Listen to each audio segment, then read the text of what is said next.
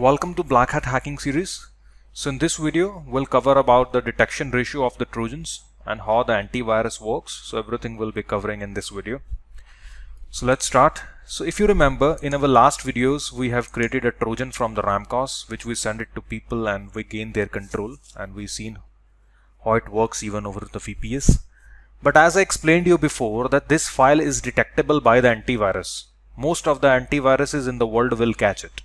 And I told you that we will do the crypting practicals later on, in which we'll discuss that how we can make this file undetectable or fully undetectable. So right now, how you can scan this file from the various antiviruses to get to know that how much antivirus is detecting and how much antivirus is not detecting this file.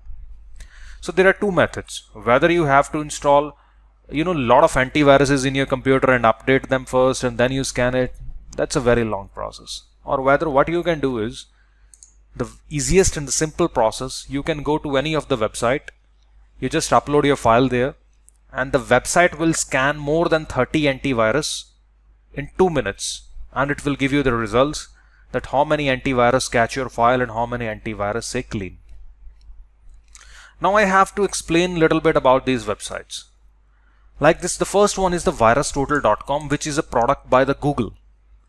So they scan the files with more than 60 antivirus in the world.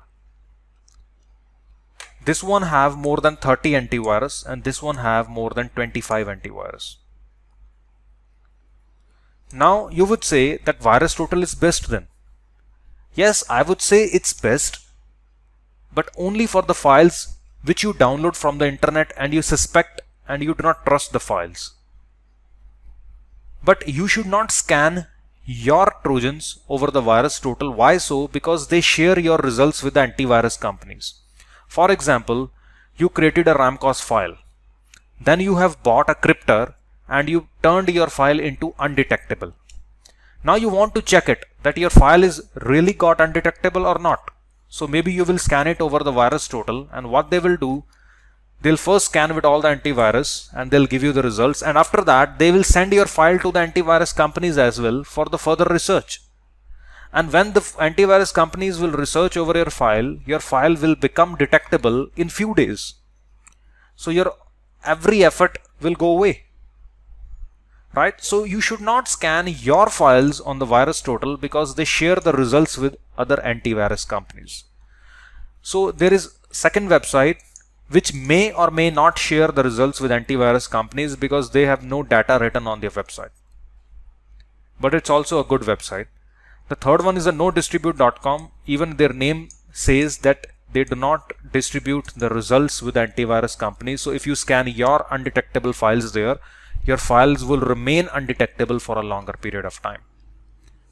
So you can use only VirusTotal for the files which you download from the internet, which is not your file, which you do not trust even. So even if that would be shared with antivirus companies, it's no more going to affect you because it's somebody's file which you downloaded from the internet. Just to protect yourself, you're scanning it over the VirusTotal.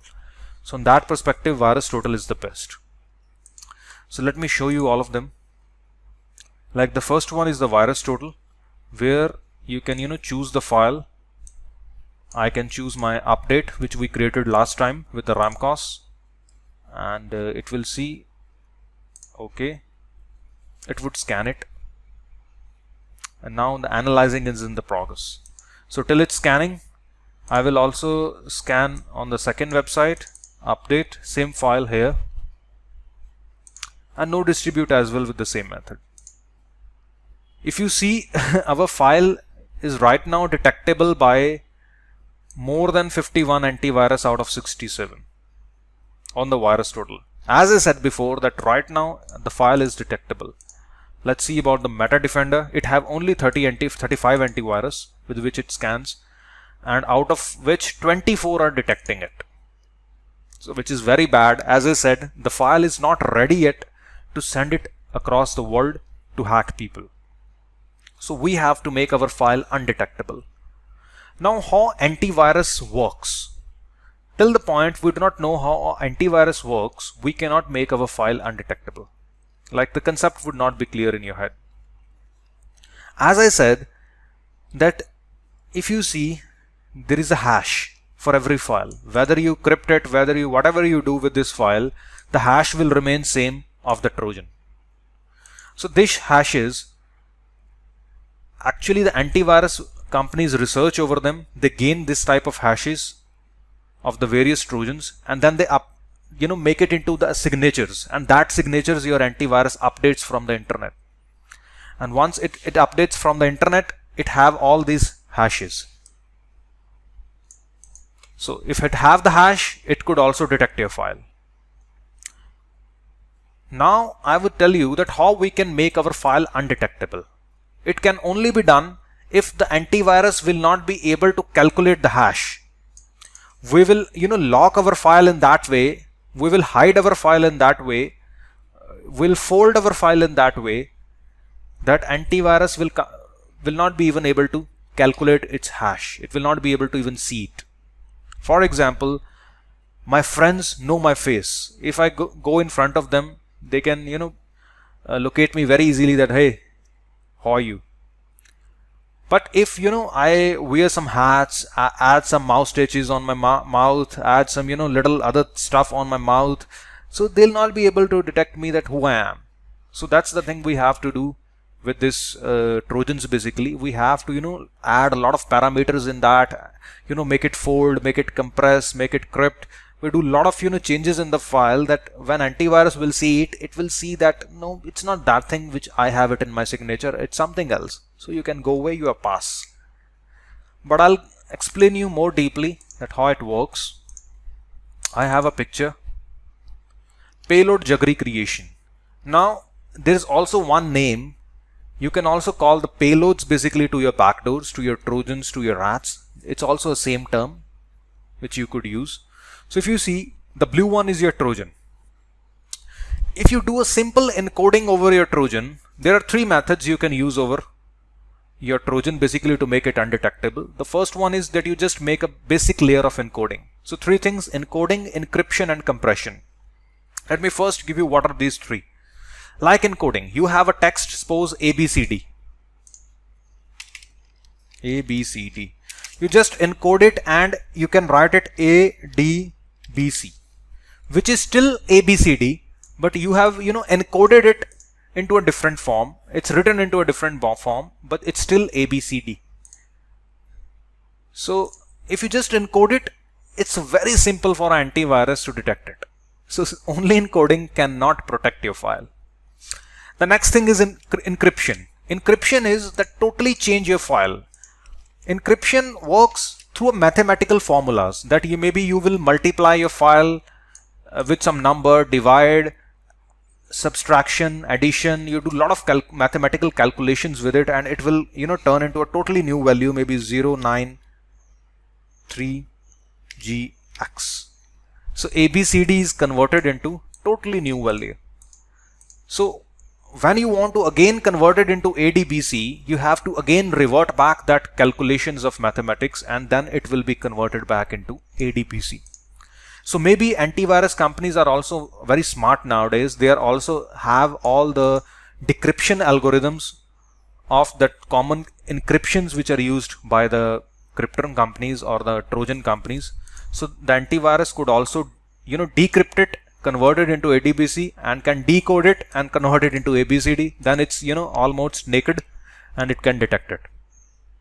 So till the point it's not naked, it cannot convert it into hash. It will compare hash with hash and it can detect it. So the first layer is encoding, then you can maybe make it encryption, and the third thing which you can do is compression. Compression is like you compress it. Like there is a big paper, you can fold it, and it becomes very small. So whatever is in between the paper, you have to first unfold the paper, and then you can detect it, what's inside written in the paper.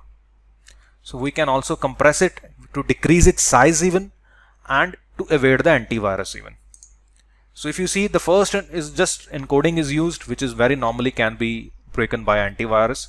And the second way is that first you use a Trojan, then you encode it. Encoding is always done second. If you see, on the second step is always encoding. I'll tell you why.